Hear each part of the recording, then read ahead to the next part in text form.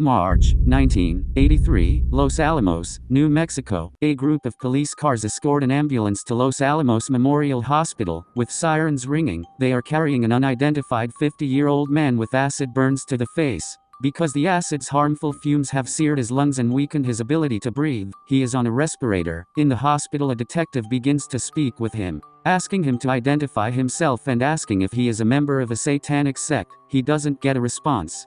Later, a nurse on duty calls him to the front desk to answer a phone call, who reports that the man has a young daughter. The nurse rushes to the man's room as she hears a sudden change in his respirator's beeping, and screams. The man jumped out of the 10th floor window to his death, leaving only a note that read, "I'm sorry, Abby." 2 weeks earlier, Owen, a 12-year-old boy, is sitting alone in his apartment building's snow-covered courtyard, chanting to himself until his mother calls him for dinner. Owen's parents are going through a difficult divorce, and he is often left to eat alone and amuse himself by playing alone in his bedroom. He notices a young girl his age and her father moving into the apartment next door to him one evening. She is wearing no shoes, which is odd. Owen is picked on by 3 older boys, Kenny and his friends Mark and Donald, the next day at school. Even though they give Owen a wedgie, causing him to urinate on himself, he doesn't retaliate out of fear. As he sits in the courtyard, rehearsing knife attacks on his tormentors, he notices the new girl, Abby, watching him. She isn't very friendly to him, and tells him right off that they shouldn't be friends. Her father walks through the courtyard not long after. He stalks a local all-night supermarket, where he breaks into the car of a local woman for his first kill after moving into the new apartment. He knocks her out, takes her to the woods, strings her up by her ankles, slices her throat wide open, and drains her of her blood at a railroad crossing. He then skis in the snow, dumping the blood on the ground. Abby is also getting hungry and enraged. In the courtyard, Abby and Owen run into each other again the next evening. Abby isn't wearing shoes, as he notices once more. Her stomach is grumbling, and she smells bad. Owen shares with her his Rubik's Cube and shows her how to use it. Abby goes hunting after Owen has gone inside. She waits in the shadows of a bridge. When a man passes by, she feigns fall and asks him to help her. The man picks her up and carries her to her home, presumably carrying her. Abby grabs onto him and bites his neck. When Abby tells him what she has done, his father is livid, but he quickly clears it up by dumping the victim's body into a small lake. Owen finds his Rubik's Cube in the courtyard completely solved the next morning as he leaves for school. Abby is waiting for him in the courtyard that evening. She is more accommodating this time and takes the time to explain to Owen how she came up with the puzzle. She also smells better, but it's odd that Owen asks her to remember her birth date. Since Abby doesn't know her birth date, she doesn't celebrate her birthdays and doesn't receive any gifts, so Owen gives her the Rubik's Cube. Owen is busy coding Morse code symbols the next day, while the class is supposed to be watching Romeo and Juliet. Kenny, Mark, and Donald confront him in the toilet. Kenny asks what he was working on during class. When Owen refuses to show him, Kenny strikes Owen with a metal antenna, causing a gash on his left cheek. Owen tells his aloof and non-attentive mother at dinner that he fell during recess. Owen meets with Abby in the apartment courtyard after dinner. As usual, Owen tells her the truth about what happened when she sees the band-aid on his cheek. She cautions him that he must hit them back hard and then they'll stop.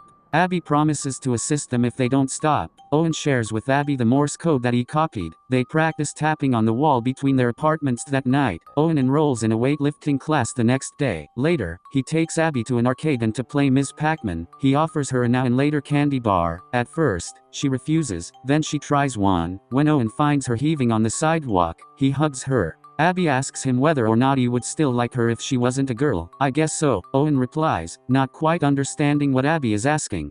As Owen's relationship with Abby gets deeper, father begins to get jealous. He continues to seek blood for Abby. This time, he tries to hide in the back seat of a student's car and plan to assault him on the highway. Jet's companion Greg requests a lift. When Jet spits for gas, father assaults Greg and drives off. The struggling boy causes them to go over an embankment and turn upside down, pinning father under the car and killing Greg. Knowing that he is trapped and about to be discovered by the police, father pours acid on his face so that he can't be identified. When Abby learns that he has been taken to a hospital, she shows up at the reception desk asking for her father.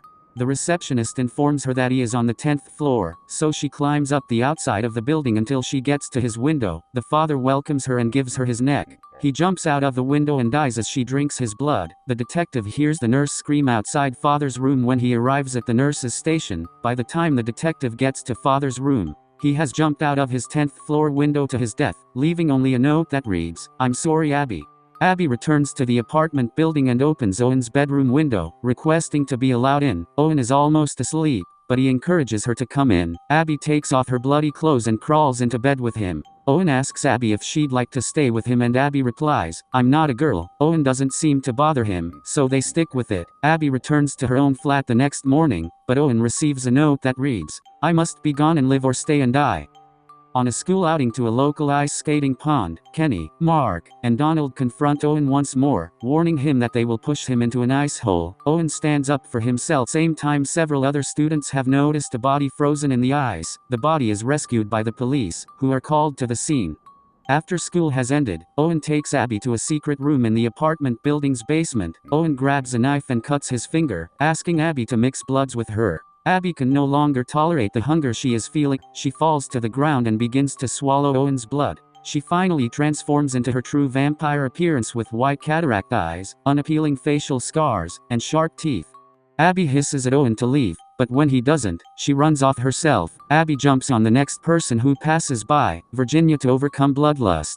Virginia's boyfriend, Larry, is able to kick Abby off before she kills her, unfortunately mean that Virginia is doomed to become a vampire herself, after being infused with 6 pints of blood. She notices the change the next morning. She wakes up, begins to drink her own blood from her arm, and bursts into flames, when the nurse opens the curtains. Owen isn't a dummy, as he may be a wimp. Owen has discovered that she is a vampire and confronts her at her apartment the next night. When he asks her if she is a vampire, she doesn't seem to comprehend the term and instead responds, "I need blood to survive." He asks her how old she really is. She admits to being 12 years old, but she claims to having been 12 for a long time. He asks her dad's whereabouts, and she replies that he was not really her father. Owen finds an old photograph of Abby and father, taken when father was about 12 years old. Abby looks exactly the same as she does now. Owen goes home, afraid of what she might do to him. Abby knocks on the door as he prepares to sit down to the pot pie left for him by his mother. Owen refuses to invite her in, but Abby insists. He asks her what would happen if he didn't invite her. Abby walks in uninvited, silently. Her skin begins to bleed almost immediately. Owen welcomes her in and gives her a hug. Abby dresses in one of his mother's old dresses after showering. Abby scampers across the window from Owen's apartment to hers as Owen's mom arrives home unexpectedly. Owen receives a note from Abby the next morning requesting if he would like to hang out with her that evening. Abby has been traced to her apartment by relying on Larry's account of Virginia's attacker. He comes in and finds her asleep in the bathtub. He rips open the foil covering the windows because he can't see in the dark. When Abby's skin is exposed to the sun, it begins to crack immediately. Owen, who was in the apartment waiting for Abby to wake up, screams no, allowing Abby enough time to jump on the detective and drink his blood. As he lays dying, the detective asks Owen for help, but Owen closes the bathroom door and leaves him to his own fate. Abby informs him that he must leave before the rest of the police force arrives to look for her. Owen looks out the window at Abby, who is getting into a taxi to get away from the house that night. Owen returns to his usual boring routine of going to school and home after Abby is gone. Mr. Zorik is scheduled to begin swimming lessons with him one evening. Kenny, Mark, and Donald start a fire in the dumpster behind the gym, causing Mr. Zorik to leave the pool area unattended as he gets into his swimsuit and begins his lesson. When Mr. Zorik goes to put out the fire, they lock him out of the gym and return to the pool, where Kenny's older brother Jimmy has kicked everyone out and forced Owen to return to the pool. Jimmy gives Owen an ultimatum: either stay underwater for 3 minutes or have one of his eyes poked out. Owen's eye for Kenny's ear. Jimmy pushes Owen under. A minute goes by. In the gym, pandemonium breaks out. Owen hears bullies yell. Then Jimmy's fractured head falls into the pool, followed by more body parts from his underwater perspective. Owen, an almost drowned Owen, surfaces and crawls out of the water. He looks up to see Abby's bloody feet standing beside him. Owen is riding a train to an unknown destination. Outside, snow is falling. A large trunk stands in front of him. A rapping begins from inside the basket. Owen raps back in Morse code and takes a bite from a now and later. Owen has been Abby's new protector and handler, and they are on their way to find a new life for themselves, as it is clear at this point.